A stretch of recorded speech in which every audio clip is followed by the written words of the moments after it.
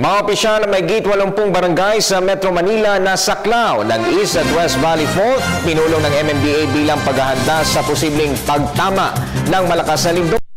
Julius Isamburon sa detalye.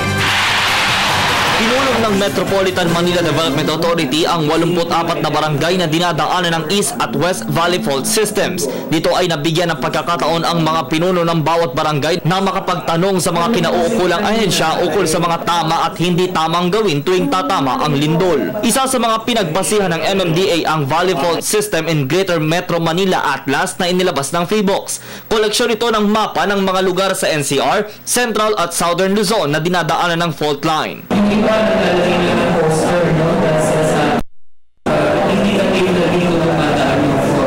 Ayon kay MMDA Chairman Attorney Francis Tolentino, magsisilbing daan at reference ang BF Atlas para sa land use planning, construction, research at disaster risk reduction programs.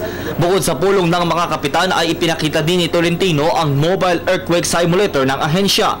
Mula magnitude 1 hanggang 7 ang ipinakitang lakas ng simulator. Kapansin-pansing malakas ang siyang epekto nito.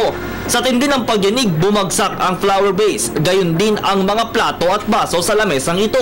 Ramdam na ramdam ng isa sa mga ang siyang lakas ng pag-uga. Anong naramdaman mo? So kanina po, nung nararamdaman natin yung intensity, talagang siya, nakakamanhid, tapos nakakahilo po. Yung talagang kinakabahan din ako kasi iniisip ko na parang yun na talagang actual na lakas sakali pong tumama yung lindol. Nahilo ka? Opo, nahilo po. Magaling tumayo? Hindi po mahirap kasi namanhid po talaga yung bindi ko. Yun talaga magko-cover ka na. Kasi sila alam nilang simulator lang ito kaya mahawak sila sa sa tubo Isa ding ibinida ng MMDA ang Shake House Simulator. Bahay na kumpleto sa disenyo at muebles. Isang bahay na magsisilbing instrumento kung gaano kalakas ang tatamang lindol na mula sa West Valley Fault. Mga kaibigan, isa po lamang itong simulator house na ito sa mga ipapakita po ng Metropolitan Manila Development Authority para po malaman kung gaano nga ba talaga kalakas yung magiging pagyanig dito po sa loob po ng bahay na ito. At ito, nararamdaman na natin ngayon yung isa sa magnitude 7.2. Ganito kalakas yung magiging pagyanig kung saan mapapansin mo na halos yumayanig na yung mga ilaw na nasa ibabaw nitong kisame natin.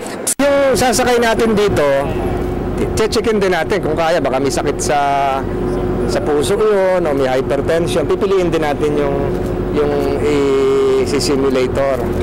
So, dahil doon, magkakaroon ng, kung padre de pamilya yon, ipapaliwanag niya sa pamilya niya kung ano talaga yung dapat gawin.